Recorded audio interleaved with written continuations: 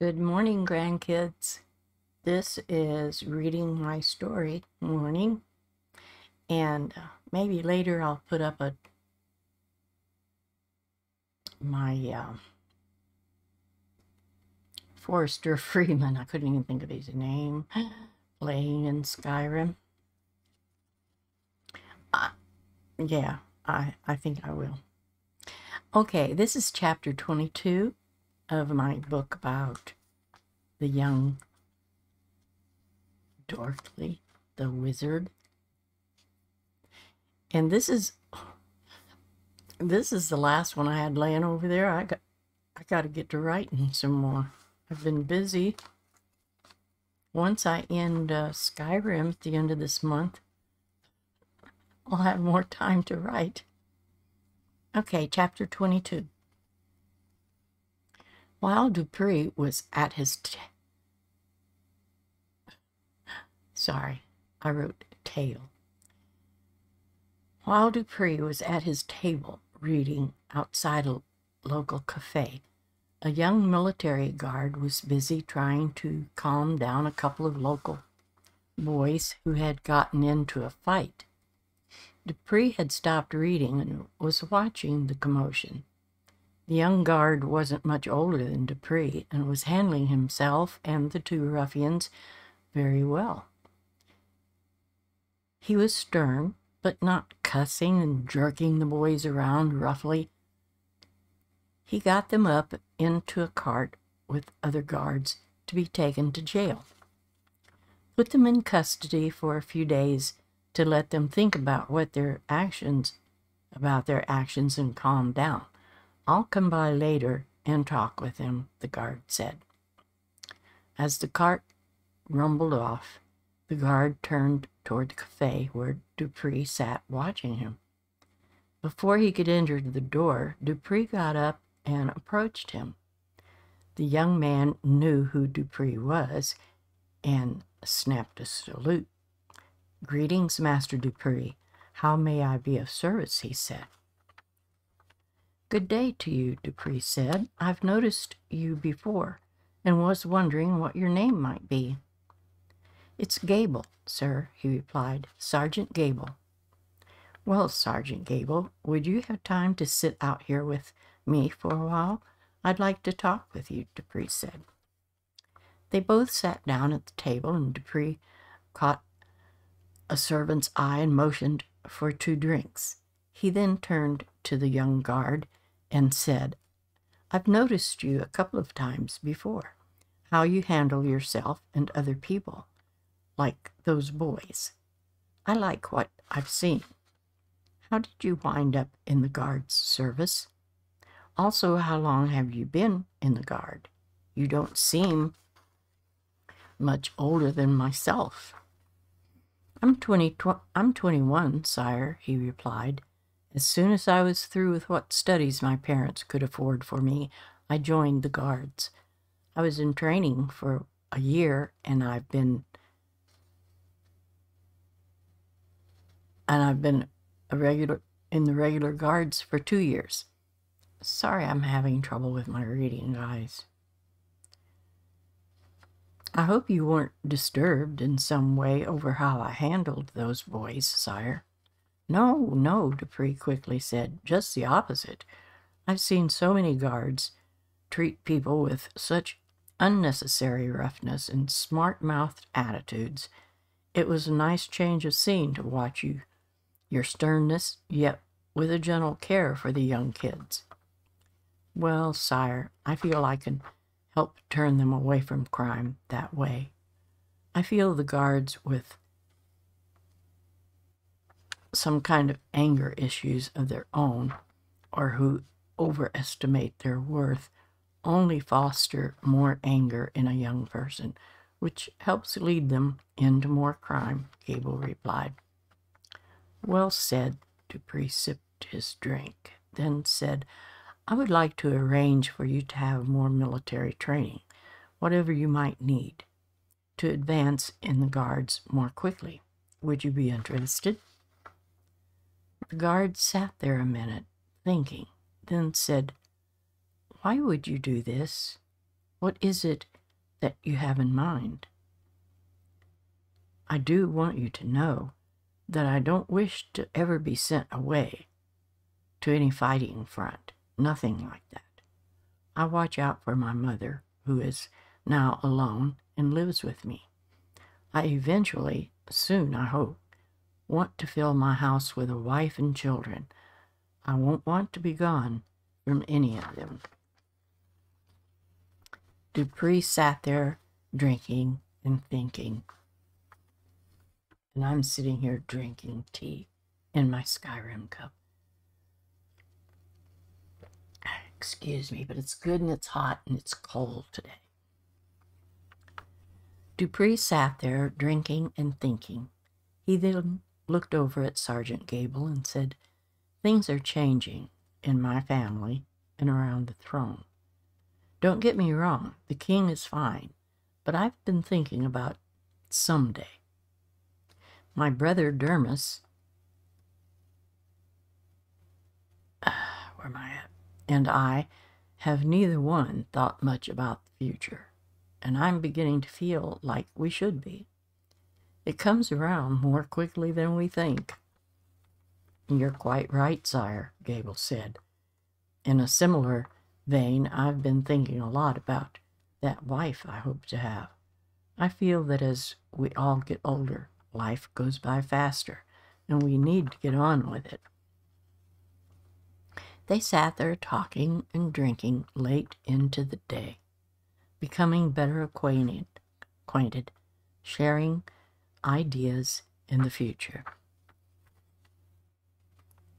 In the jail cell, Dorkly was now sitting up on his cot and talking to the mouse.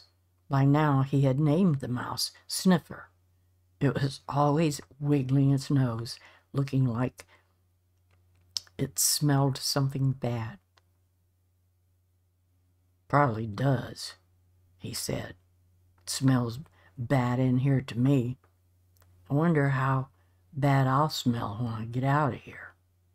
If I get out of here.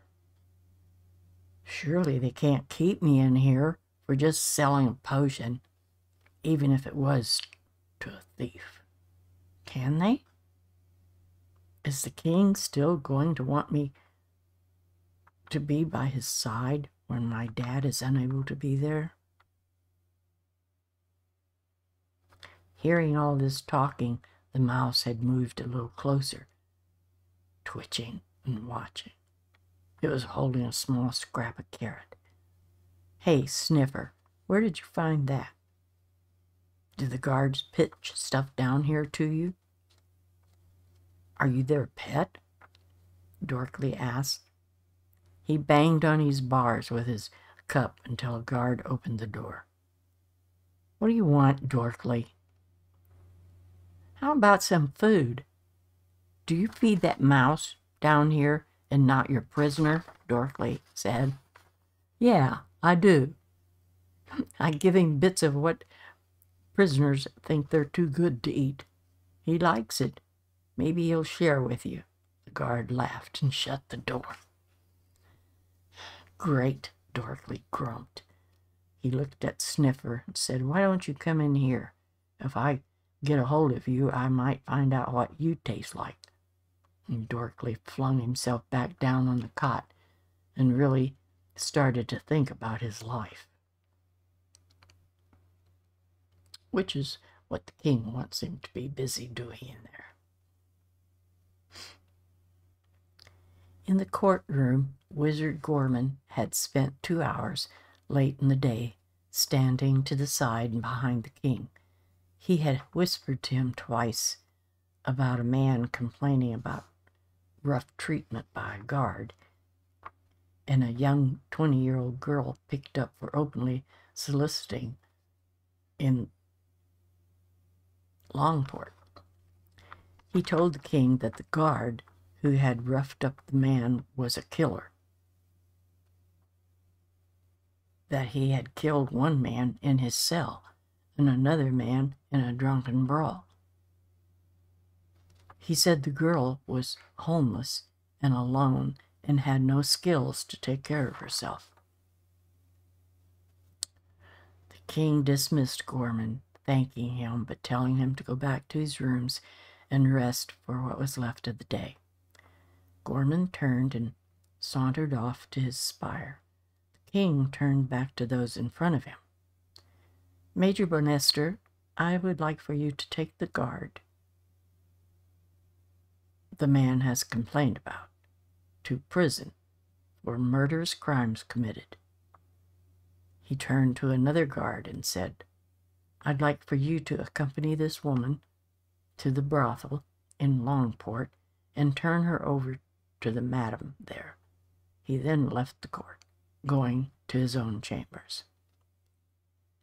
As he was removing his crown and kingly robes and donning something more casual, he was busy thinking and talking to himself. I've got to get the wedding plans finished, he fretted.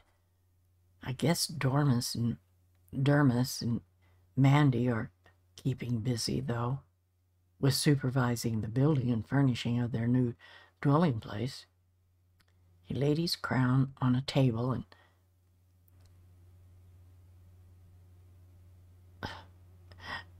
and unhooked his robe. Also, I need to talk to the physicians attending to Wizard Gorman. He stewed as he flung his robe on a chair. He walked as he put on and fastened a belt around a long shirt. Then there's Dorkly, he almost shouted. I guess I'll give him another couple of days in jail to think. Then I'll go see him there, shame him a bit before letting him out. I hope he's learning a good lesson from this. King pulled on a pair of pants and sat down on a chair. I hope I was fair with the people in court today. He sat down on a chair and pulled on a pair of high-top boots and laced them up. You know, I've been thinking, I need a wife. After all the stuff is settled, one way or another, I'm going to take care of that. And I know just who I'm going to pursue, he said with a grin. She was a charming lady and the most elegant at a recent party here at the palace, and a lovely dancer. By now he was smiling broadly as he went on about his business. So we shall leave it there, grandkids. And we have several interesting things coming up. So I'll get on with writing the story, and I'll be ready to read another chapter next Friday. And I think right now, grandkids, I'm going to start playing the next game with Forrester Freeman. And I told you that I was going to take him somewhere different and new for you guys, because we are now in the anniversary edition of Skyrim. So this will be something new, and we will probably be continuing with it until the end of this month. So I'll see you later, grandkids, and right now, bye-bye.